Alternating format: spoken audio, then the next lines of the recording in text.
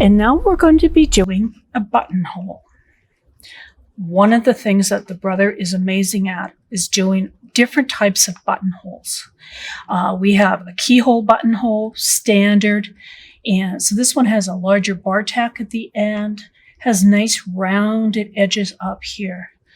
With the brother buttonhole foot, it will actually figure out how big of a buttonhole to make. And that's by putting the button in this little tray here. So I have a button here. I'm just going to slip it in. You just want it to be nice and snug like that.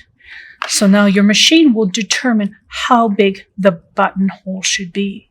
Your only thing you have to do is figure out what type of buttonhole to do.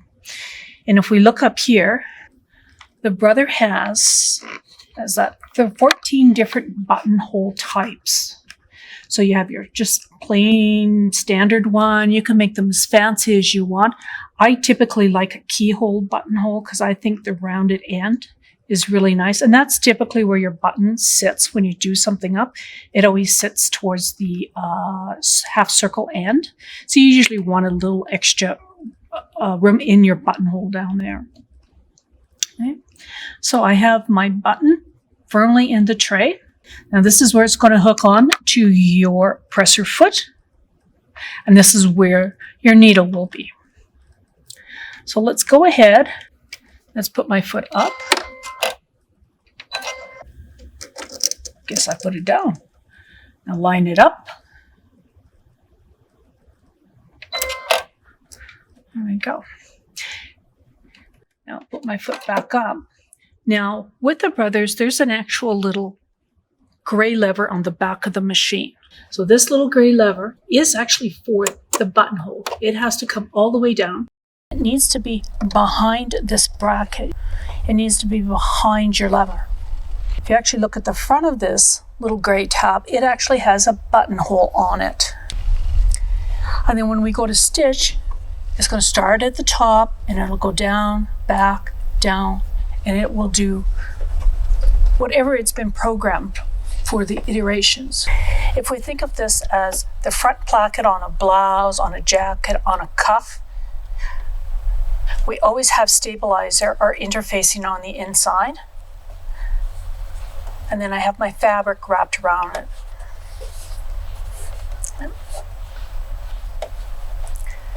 You can never stitch a buttonhole or even put a button on without stabilizer in because it doesn't provide enough stabilization or strength for the buttonhole that's going to be opened and closed all the time, or the button will be pulled. Okay? So now we have to select which buttonhole we want. And as I said, I tend to like the ones with the round ends. So let's go with 8.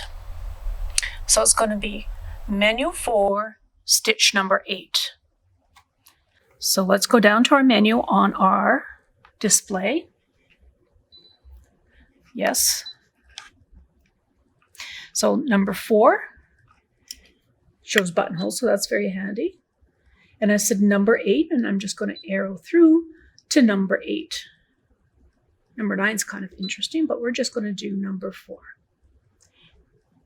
It says I should have my A foot on. That is the buttonhole foot, is the A foot. So it's going to start at the bottom of the button, or where this is called the bar tack right here. And it'll come down, do the half circle, and then back and stitch.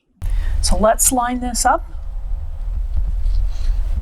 Now usually you make a mark on your garment of where you want your buttonhole to stop, and you can figure out how much the should go down. But I like the brother buttonhole foot because it'll actually tell me how far I'm going down. I have this parallel to the edge. And so let's go ahead and stitch a bit. So let's start up at the top here.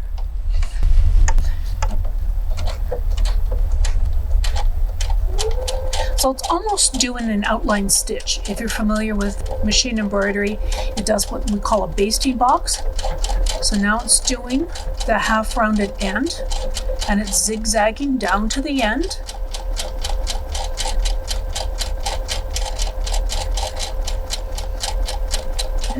Now does the bar tab comes back up. So this is a foundation stitch or a basting stitch, but it stays into the stitch. It provides more stability to the buttonhole.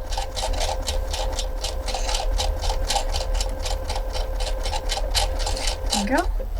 And it does a lock stitch, and it is now done. How beautiful is that? There was no guesswork. That buttonhole will perfectly fit the button we put in the slider in the back. Now, when you go to open your buttonhole, I strongly recommend at the one end you put a pin across it. I can't tell you how many times I've cut my stitches. So you want to put a little pin here. So when you actually open your buttonhole, you actually hit the pin and don't slice these. And this is what you want to use your handy dandy seam ripper for. And you just cut very carefully, get it started, and always have the little ball underneath. This stops you from cutting other things. Most people don't know how to use a seam ripper. This always goes underneath. So once you've got a little hole started, you get it in there and you go way to the end, and then you can just clear up any little threads that are hanging out. And you have a perfect buttonhole.